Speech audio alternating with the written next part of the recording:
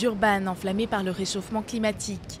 La conférence annuelle de l'ONU sur le sujet se déroule actuellement en Afrique du Sud en présence des représentants de 183 pays. Un rapport de l'Organisation météorologique mondiale indique que cette année sera probablement l'une des plus chaudes jamais enregistrées. 13 des 15 dernières années ont battu des records de température. L'objectif de la conférence, aboutir à un nouvel accord pour limiter l'impact des gaz à effet de serre et trouver un successeur au protocole de Kyoto.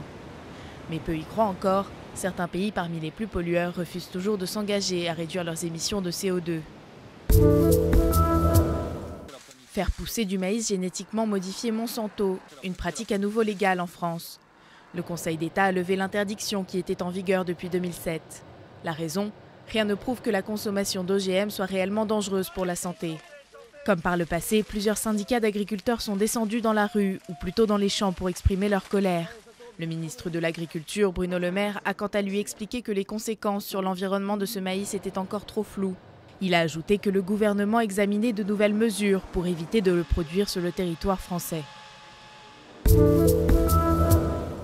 5 jours pour parcourir 1200 km. Le convoi de déchets nucléaires en provenance de France est arrivé à bon port dans le nord de l'Allemagne.